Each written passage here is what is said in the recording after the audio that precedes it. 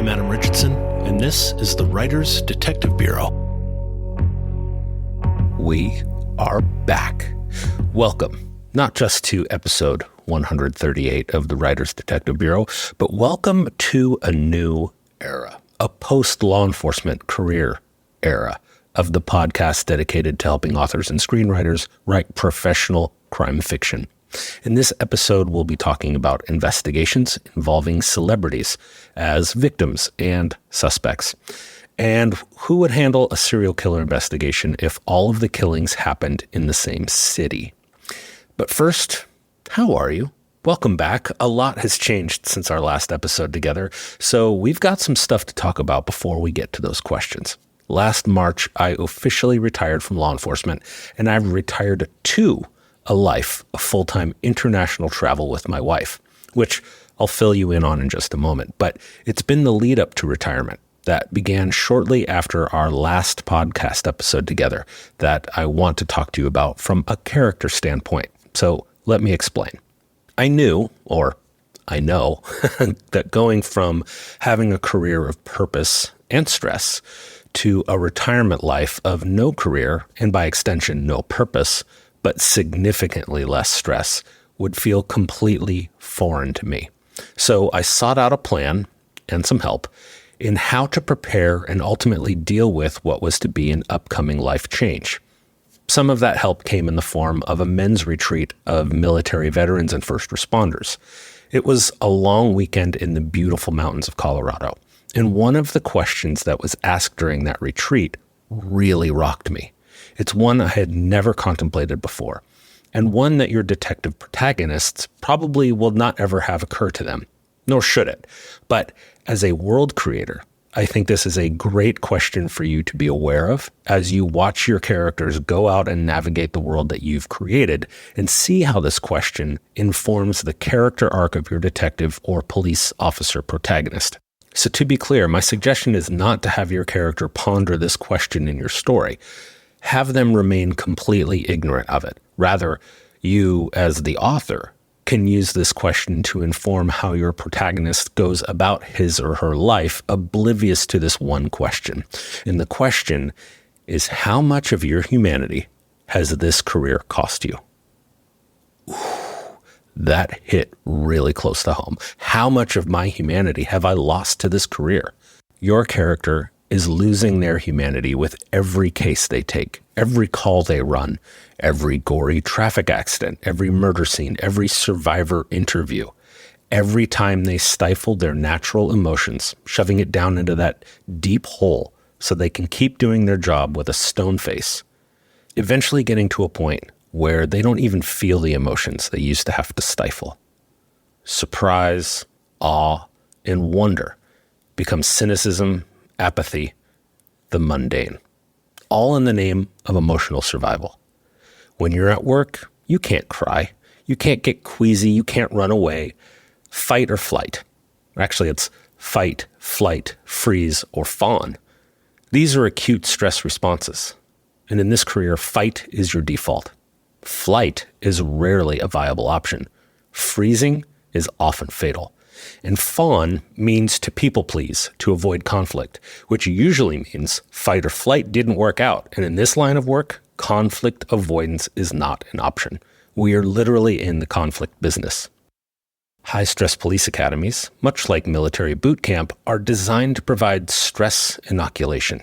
In other words, you get yelled at and put under psychological stress in a controlled environment to get you used to working under extreme pressure.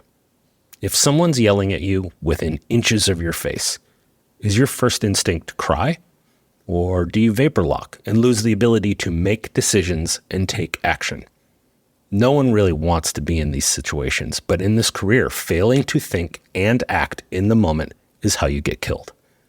I'll throw in a caveat here and say that many police academies have gone away from stress inoculation and turned toward a more collegiate environment, which I think is a disservice to this next generation of officers, and why many of our newer generation of cops have a hard time dealing with people on the street. But that is a different topic for a whole other episode. When I became a cop, I was fully aware that I'd see and do things that would be tough to handle. I relished the idea that I was strong enough, resilient enough to handle what this career would throw at me. And for the most part, I have been. But I never contemplated the toll that it's taken on my humanity. Your police characters are not contemplating this either, but you, the author, ought to be. Start looking at signs and symptoms of chronic PTSD. Run your characters through Myers-Briggs or the Enneagram Personality Questionnaire and think about how these results, mixed with the onset of chronic PTSD and the stripping away of humanity, will reveal how they act, talk, and interact with other characters. Like Joseph Wambaugh, police procedural author extraordinaire and former LAPD detective sergeant, was quoted as saying, "Instead of writing about how cops work the job, I wrote about how the job worked on the cops." So take that for what it's worth. Don't make cookie cutter characters out of the PTSD stuff, but certainly allow it to inform your writing. Well, that was sunny and uplifting, Adam. Thanks for coming back with that. But that brings me back to my own retirement plans. From here on out, I'm taking you with me. In late March, my wife and I became full-time world travelers. It was the first time I hadn't been employed since I was 11 years old, back when being a paperboy was still a thing. I thought, I've never had a gap year. This is my chance. So I'm doing it this year. Or so I thought. That didn't last. I got hired to consult on an upcoming TV show, which I cannot talk about yet thanks to a non-disclosure agreement, but we will talk about it in the future. But it made me realize that I can't spend all of my days floating in pools and sipping adult beverages every day. I mean, I still do, don't get me wrong, but not every day. So I'm back. This is now my full-time job. I will continue to answer your questions here on the podcast, and I'm also going to be building out that Writer's Detective YouTube channel, where you'll be able to join me for some writing sprints, followed by Q&A sessions. So if you want to write with me while I show off my touch typing skills with my camera on and confuse the heck out of any non-writer YouTube viewers that stumble upon our live feed together of me squinting at my screen and repeatedly hitting the backspace key in silence, you can find me on YouTube. I made an easy to remember link to find my channel, writersdetective.com/YouTube. That will take you there. Hit subscribe and click the bell to get notified when I go live with a writing sprint, or more of the answering writer questions kind of content too. So I hope you'll join me for the writing sprints. I'll also put a link to the YouTube page in the show notes, which you can find at writersdetective.com/138. So in short, I'm retiring into becoming a full-time content creator, podcaster, YouTuber, and finally, in the not too distant future, author. Not necessarily in that order. And one last thing before I get to our first question, since it's been quite a while, send me your questions for the podcast by visiting writersdetective.com/ask, ASK.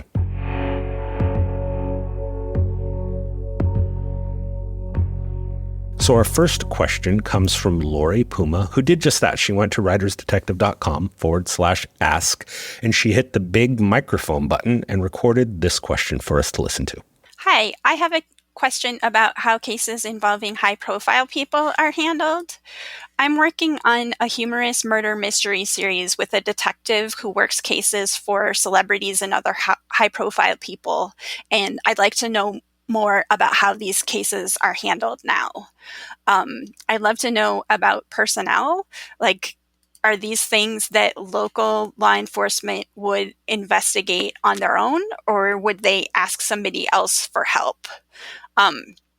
Is it more expensive to investigate these kinds of cases? And if so, who pays? Does the location matter? Would an investigation be handled differently in Seattle, Washington versus Los Angeles or San Francisco? What about someone's level of fame?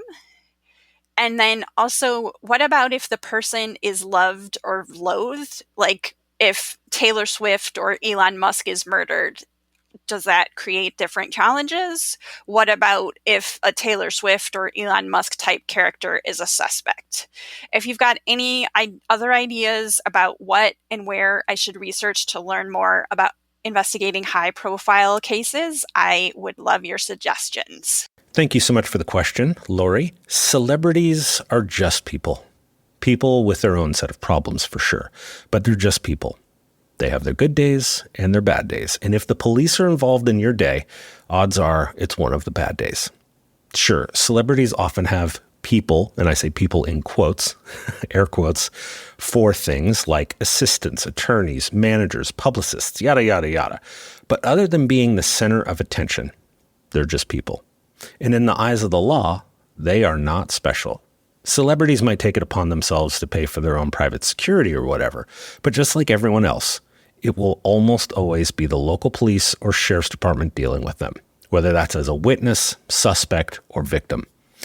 Investigating crimes that involve high-profile people like celebrities can certainly cost more money, and that's usually due to either the interest of the media making it a circus or because the celebrity's attorney will often seek a jury trial if we're talking about the celebrity being a suspect.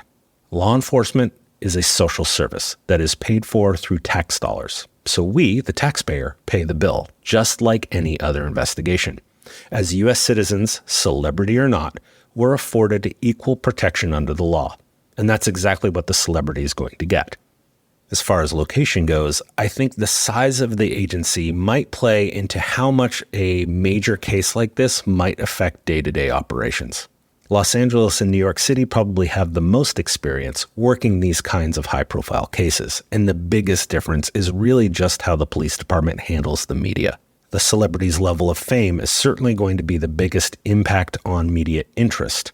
So best practice for the police dealing with the media is to provide regular updates. If the police don't keep the media informed regularly, and I'm talking like every 12 hours in the initial few days of a major story breaking, then the media will usually do their own investigative journalism, finding their own witnesses and leads, which can have devastating effects on the actual criminal investigation the police are running.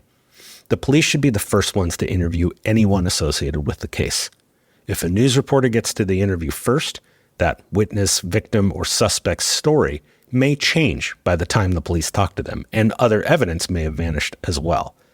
In this divisive age that we're living through, any celebrity is likely both loved and loathed.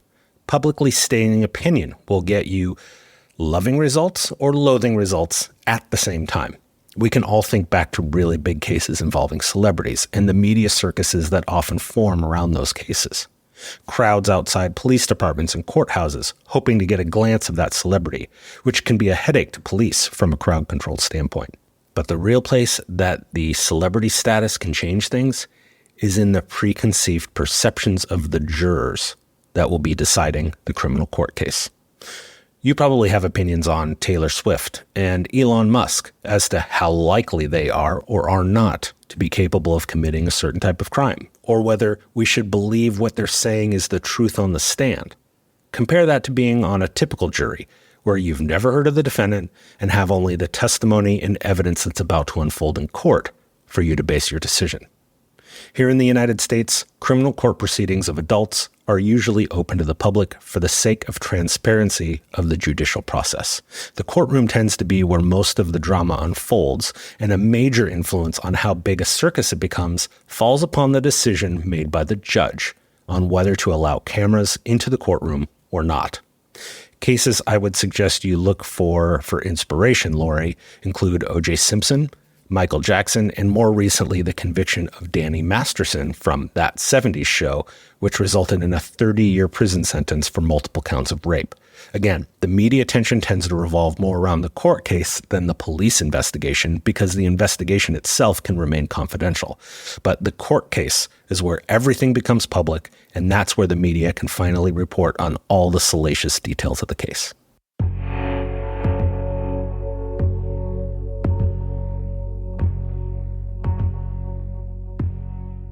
And our next question comes from Elowen, who asks, would an investigation be given to another department or go to the FBI if the suspect was found to be guilty of at least 30 murders? For context, all of the murders happened within the same city, never left the state, and the local police were unaware that a serial killer was even loose, due to things that would spoil what I'm writing until very, very recently. Thanks for the question, Elowen. Investigations typically stay within the agency that has jurisdiction, and in the case of a murder or murders, it's usually where the crime occurs. The FBI is certainly a go-to resource for help with serial murder investigations, but it would still likely remain the investigation of the local agency. And just to clarify the question, when you said the suspect was found guilty of 30 murders, I assume you mean that he or she was suspected of at least 30 murders. If the suspect was found guilty already, the cases are pretty much done and dusted. So the likelihood of a police agency not realizing such a prolific serial killer was active would really depend on how big that agency is. And I'm talking about the population of the city. I would assume that at least some of these victims were reported as missing people, again, assuming the bodies have not yet been found. If the story is set in a larger city, such as Los Angeles or New York, it makes sense that a prolific serial killer went unnoticed for as long as it did. A dozen or two missing persons cases being connected might be like trying to find a needle in a haystack amongst many hundreds of other missing persons reports. And coinciding with larger police departments is the larger the department, the less likely they will need the help of the FBI.